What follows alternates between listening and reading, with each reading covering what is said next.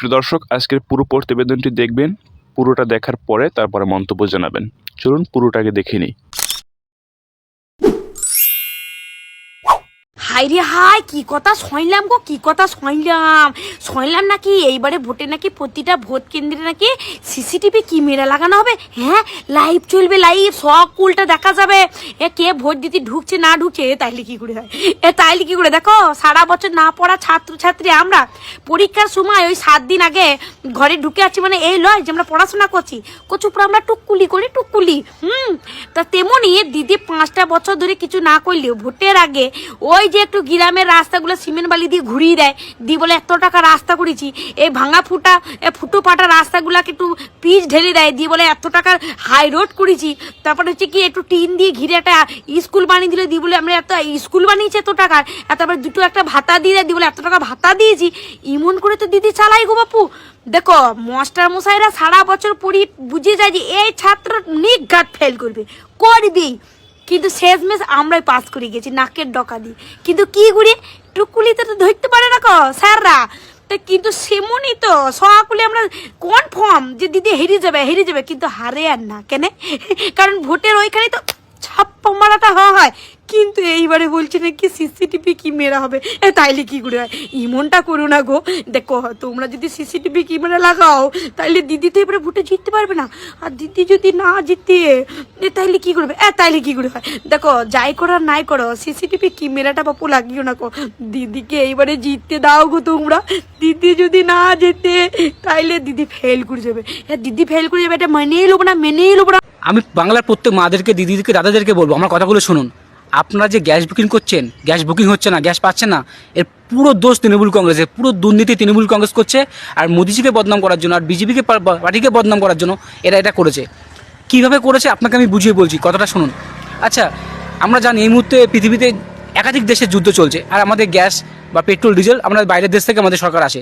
কিন্তু মোদিজি বলেছে আমাদের গ্যাস পেট্রোল ডিজেল আমাদের স্টকে এত আছে, কোনো সমস্যা নেই, যেরকম চলছিল সেরকমভাবে চলুক, কোনো দাম বাড়ছেও না, কোনো ঘাটতিও নেই। আর কোনো রাজ্যে কোনো গ্যাস বুকিং করছে সাধারণ মানুষরা, কারোর কোনো সমস্যা হচ্ছে না, তাহলে পশ্চিমবঙ্গের মানুষরা গ্যাস বুকিং করছে, গ্যাস বুকিং হচ্ছে না, পাচ্ছে না, লাইন দাঁড়াচ্ছে, এগুলো কেন হচ্ছে? এখানে তৃণমূল কংগ্রেস বিজেপিকে বদনাম করার জন্য, মোদিজিকে বদনাম করার জন্য তারা এটা করেছে। কেমন করে করেছে আপনাকে আমি বলছি। ও তো আরেকটা জিনিস আপনাকে জানিয়ে রাখতে চাই, রাস্তার মোড়ে দেখবেন না, ওই 4-5টা সিলিন্ডার নিয়ে অনেকে ছোটো একটা দোকান করে ওই অটোওয়ালাদেরকে গ্যাস বিক্রি করছে। তারা কিন্তু এটার মানে 2 নম্বরই ব্যবসা করছে। তাদেরকে কিন্তু সরকার লাইসেন্স দেয়নি এরকমভাবে গ্যাস বিক্রি করার। তারা কী করে বেলাকে গ্যাসটা কিনে এরকম ব্যবসা করে, আর কিছু টাকা প্রশাসনের কাছে যায়, কিছু টাকা তৃণমূলের নেতাদের কাছে যায়। এটা কিন্তু একদম উচিত না। আর যারা পেট্রোল পাম্প থেকে গ্যাস বিক্রি করে তাদের কাছে লাইসেন্স আছে, তারা ট্যাক্স দিয়ে ব্যবসাটা করছে। এবার তৃণমূল কংগ্রেস কী করছে, এরকম মানে দুর্নীতি করে এরকম লাইসেন্স করে দিচ্ছে ফুটপাতে, তোমরা গ্যাস বিক্রি করো আর আমাদের ফান্ডে তার টাকা দাও। এইবার গ্যাস এবার কী হয়েছে, এবার যে আমাদের গ্যাস অফিসগুলো আছে বা যারা হোম ডেলিভারি দেয়, এবার রাজ্যে তো তৃণমূল সরকার আছে, এদের কথা শুনতেই হবে। এই তৃণমূলের নেতা কর্মীরা এরা অফিসে গিয়ে বলে এসছে এই মুহূর্তে কোনো গ্যাস বুকিং চলবে না, কোনো গ্যাস ডেলিভারিও চলবে না। মানুষকে হয়রানি করে, মানুষকে বিরক্ত করে, আর মোদিজিকে খারাপ করতে চায়, বিজেপি পার্টিকে খারাপ করতে চায়। এই দুর্নীতি তৃণমূল কংগ্রেস করছে। আর যারা এইসব ব্ল্যাক মানি ব্যবসা করছিল, যে ফুটপাতে অটোওয়ালাদেরকে গ্যাস দিচ্ছে, এরা যেভাবে গ্যাস কালেকশন করে রেখেছে, আমি তো বলি কয়েকশো কোটি টাকা দিয়ে তারা পুরো একদম ব্ল্যাক মানিতে গ্যাস কিনে পুরো সাইড করে দিয়েছে। ওরা ভাবছে যদি মানে বিশ্বযুদ্ধ বাদে, বিশাল যুদ্ধ বাদে গ্যাস মানে আকাশ ছোঁয়ার মতন দাম উঠবে, যখন তারা এই কম দামে কিনে ব্ল্যাক মানিতে একটা গ্যাস 5,000 টাকা, একটা গ্যাস 10,000 টাকা বিক্রি করবে। এর জন্য এরা পুরো যত গ্যাস সিলিন্ডার পুরো পশ্চিমবঙ্গে যারা দুর্নীতি করছে তৃণমূল কংগ্রেসের কথা শুনে, এই ফুটপাতে অটোওয়ালাদেরকে গ্যাস বিক্রি করছে, তারা সব কালেকশন করে রেখে দিয়েছে। তাই মোদিজি বলেছে যারা এই দুর্নীতি করেছে, যারা সাধারণ মানে এইসব গ্যাসগুলো তাদের কাছে কালেকশন করে ভাবছে পরে যদি গ্যাসের দাম বাড়ে তারা ব্ল্যাক থেকে বিক্রি করবে, সেটা হবে না। মোদিজি তদন্ত করছে, যারা এরকম দুর্নীতি করছে তৃণমূল সরকারের নেতারা যারা জড়িত আছে, সাধারণ মানুষকে হয়রানি করছে, তারা সবাই শাস্তি পাবে। আর সাধারণ মানুষদেরকে বলতে চাই, পুরো দোষ তৃণমূল কংগ্রেসে। এদের জন্য আপনারা গ্যাস বুকিং করতে পারছেন না। সবাই শেয়ার করে দেবেন, সাধারণ মানুষ সব বোঝে, সব জানে। তৃণমূল কংগ্রেসের নেতাকর্মীরা গোবর খায় কিনা জানি না, কিন্তু তাদের মাথার মধ্যে যে গোবর আছে সেটা কিন্তু এখন বাস্তবে পরিষ্কার বোঝা যাচ্ছে। যেখানে রচনা ব্যানার্জি কুইন্টাল জল মাপতে গিয়ে তার মাথাটা একেবারেই খারাপ হয়ে গেছে। মমতা বন্দ্যোপাধ্যায় নিজের প্রাণ দিয়ে পশ্চিমবাংলাকে আগলে রেখেছেন। একজন নেত্রী যিনি শুধু পশ্চিমবাংলা নন, সারা ভারতবর্ষের গণতন্ত্রকে বাঁচিয়ে রেখেছেন, সংবিধানকে বাঁচিয়ে রেখেছেন। লজ্জা লাগা উচিত এরকম মানসিকতার। আমাদের ভারতবর্ষ যেখানে বিশ্বের সর্ববৃহৎ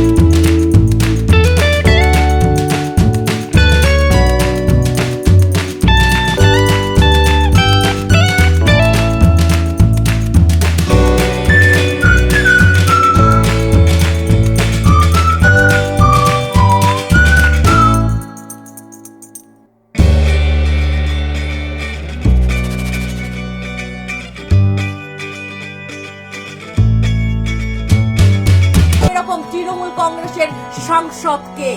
নমস্কার, আমি টুম্পা। নির্বাচন কমিশনের পরিষ্কার বক্তব্য, এবার ভোটে যদি কোনো নেতা নোংরামি করে, কোনো যদি ভোটারের গায়ে হাত দেয় কিংবা কোনো ভোট কর্মীর গায়ে হাত দেয়, তাহলে কড়া পদক্ষেপ নেওয়া হবে। বাংলার মানুষ এটাই চায়, আমিও এটাই চাই। আমাদের বাংলার বুকে ভোট হবে আর নেতারা নোংরামি করবে না, কোনো ভোটারকে ধরে মারবে না কিংবা কোনো ভোট কর্মীর গায়ে হাত দেবে না, এটা হতেই পারে না। যদি এই অসম্ভবকেও সম্ভব করতে পারে এই নির্বাচন কমিশন, যদি সত্যি নির্মূল করতে পারে এই নোংরামিকে, তাহলে সারা জীবন বাংলার মানুষ নির্বাচন কমিশনের কাছে চিরকৃতজ্ঞ থাকবে। শুধু মুখে বললে হবে না, কাজেও করে দেখাতে হবে। প্রিয় দর্শক, আজকের ভিডিওর মন্তব্য আপনারা জানাবেন। আজকে আমি কিছুই বলবো না, হ্যাঁ কিছুই বলবো না আজকে আমি। আজকের পুরো প্রতিবেদন আপনাদের উপরে ছেড়ে দিলাম। জানাবেন আপনাদের মন্তব্য। ধন্যবাদ সবাইকে।